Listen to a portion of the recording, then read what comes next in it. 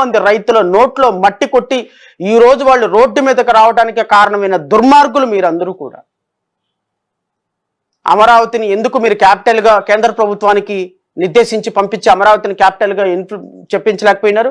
ఈ రోజు మీరు అవలంబించిన అనాలోచిత లీగల్గా ప్రాపర్గా ఫిక్స్ చేయకపోవటం వల్ల ఈరోజు అమరావతి క్యాపిటల్ కాదా చెప్పలేని పరిస్థితుల్లోకి వచ్చేసింది కేంద్ర ప్రభుత్వం.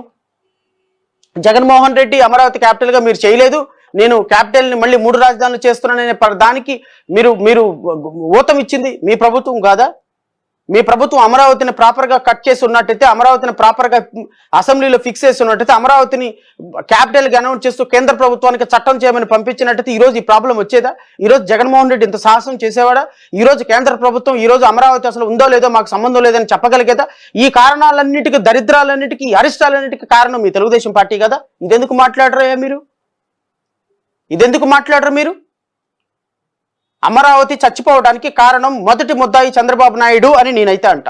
ఎందుకు అంటే ఆ అమరావతి ప్రజలకి 28,000 మంది ఎస్సీలు, ఎస్టీలు, బీసీలు, ముస్లింలు, మైనార్టీలు, కమ్మోళ్ళు, నిరుపేదలు, అక్కడ ఉన్నటువంటి అగ్రవర్ణాల్లో ఉన్న వాళ్ళందరూ కష్టపడడానికి, బాధపడడానికి, ఈరోజు కన్నీళ్లు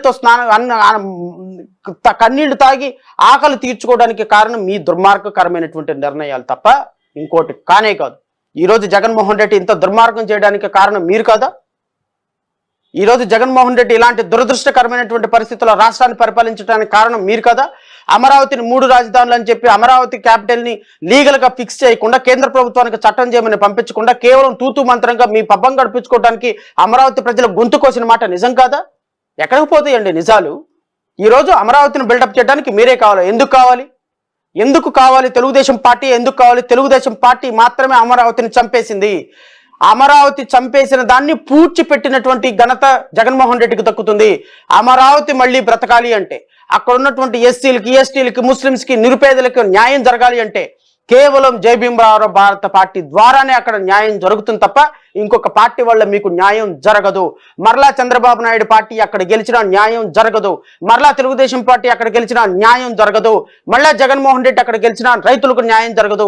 అక్కడ రైతులకు న్యాయం చేయగలిగేది, మహిళలకు న్యాయం చేయగలిగేది, నిరుపేదలకు న్యాయం చేయగలిగేది, దళితులకు న్యాయం చేయగలిగేది, ముస్లింస్కి న్యాయం చేయగలిగేది, అగ్రవర్ణాల్లో ఉన్న నిరుపేదలకు న్యాయం చేయగలిగేది కేవలం శ్రవణ్ కుమార్, జై భీమరావు భారత్ పార్టీ మాత్రమే